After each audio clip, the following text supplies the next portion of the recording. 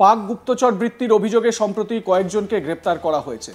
এরই মাঝে নয়া আপডেট সূত্র মারফত জানা যাচ্ছে, পাকিস্তানের লাহোরে একটি ট্রাভেল এজেন্সি পরিচালনকারী একজন ব্যবসায়ীকে সেই ব্যক্তি হিসেবে চিহ্নিত করা হয়েছে যে ভারতীয় সোশ্যাল মিডিয়া ইনফ্লুয়েন্সারদের তার দেশে ভ্রমণে সহায়তা করেছিল এবং তাদের গুপ্তচর হিসেবে ব্যবহারের ভিডিও তৈরি করে দিয়েছিল।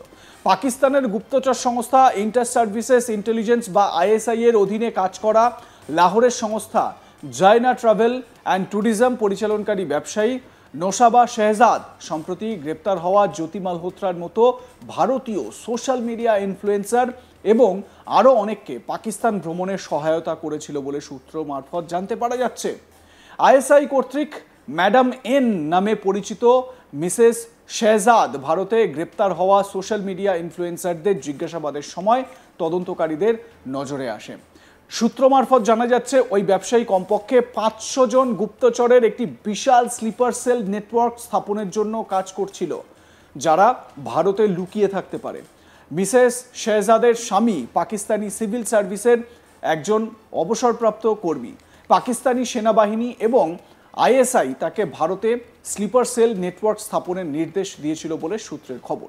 জানা যাচ্ছে, পাকিস্তানি ব্যবসায়ী ভারতীয় সোশ্যাল মিডিয়া ইনফ্লুয়েন্সারদের তার দেশের সেনাবাহিনী এবং আইএসআই এর সঙ্গে পরিচয় করিয়ে দিত ও ভারতে বসবাসকারী হিন্দু এবং শিখদের প্রলুব্ধ করত।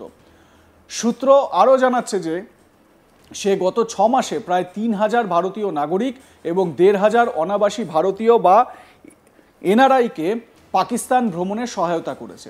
মিসেস শেহজাদের প্রভাব দিল্লিতে পাকিস্তানি দূতাবাসের ভিসা বিভাগেও পৌঁছায়।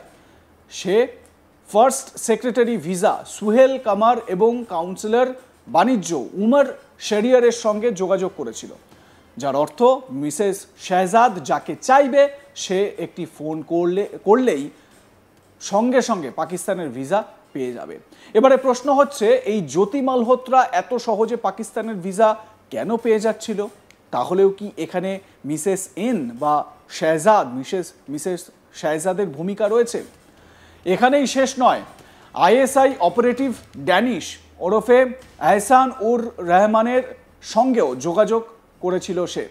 ভারত থেকে পাকিস্তানে পর্যটক পাঠানোর কোনো ব্যবস্থা না থাকলেও এবং ভারতীয় নাগরিকদের পর্যটন ভিসা দেওয়ার কোনো প্রক্রিয়া না থাকলেও পাকিস্তানি হাই কমিশন ম্যাডাম এনের সুপারিশ এবং পৃষ্ঠপোষকতায় ভিজিটার ভিসা প্রদান করে আসছিলেন। সূত্র জানাচ্ছে, মিসেস শেহজাদ ভারতীয় তীর্থযাত্রীদের কাছ থেকে বিপুল পরিমাণ অর্থ আদায় করেছিল এবং পাকিস্তানি প্রচারের জন্য ফান্ড তৈরি করেছিল। সে সম্প্রতি দিল্লি এবং অন্যান্য শহরে কিছু ট্রাভেল এজেন্টকেও নিয়োগ করে, যারা এখন সোশ্যাল মিডিয়ায় তার সংস্থার হয়ে প্রচার চালাচ্ছে।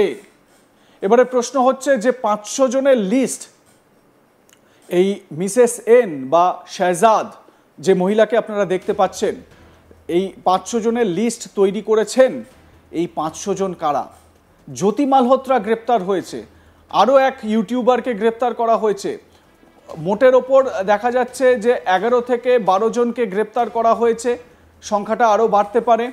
কিন্তু বাকি থাকলো আরও 500 জন, মানে 500 থেকে যদি আমরা 20 জনও বাদ দিই, তাহলেও 480 জন যে তালিকা এই মিসেস এন তৈরি করেছিলেন পাকিস্তানে বসে, সেই লোকেরা কোথায়, তারা কি করছে, তারা কিভাবে নিজেদের কাজ করে যাচ্ছে, তাদের হ্যান্ডলার কারা?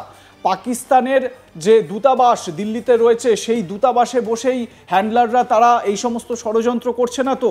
দানিশের ক্ষেত্রে যেরকম হয়েছে, জ্যোতি মালহোত্রার হ্যান্ডলার এই দানিশ বা এহসান উর রহমান, তাকে কিভাবে কন্ট্রোল করতো এই মিসেস এন, এত কিভাবে তার প্রভাব, এত কিভাবে তিনি ইনফ্লুয়েন্স করতেন ভারতে যে দূতাবাস রয়েছে পাকিস্তানি, সেই দূতাবাসে? এই প্রশ্নগুলো স্বাভাবিকভাবে কিন্তু উঠছেই। এবং জানার বিষয় এটাও যে আমাদের অলক্ষ্যে আমাদের চারিপাশে হয়তো আমাদেরই চলাফেরার মাঝে তারা চলাফেরা করছে, যাদেরকে স্লিপার সেল হিসেবে চিহ্নিত করেছে মিসেস এন এবং তার সাঙ্গপাঙ্গরা। এরা কিভাবে কাজ করছে, এদের হ্যান্ডলার কারা, এই বিষয়গুলো জানা কিন্তু ভীষণ রকম গুরুত্বপূর্ণ হয়ে ওঠে। এবং যদি আশেপাশে আপনাদের কখনো কোনো রকম অস্বস্তিজনক বা সন্দেহজনক বিষয় আপনারা দেখেন, তাহলে অবশ্যই আপনারা স্থানীয় প্রশাসনকে তা আপনারা জানান, স্থানীয় প্রশাসনকে আপনারা বলুন, প্রশাসনের মদত নিন। আপনাদের মতামত জানান। দেখতে থাকুন আজ তাক বাংলা। সাবস্ক্রাইব করুন আমাদের ইউটিউব চ্যানেলটি, বেল আইকন প্রেস করুন নোটিফিকেশন পেতে।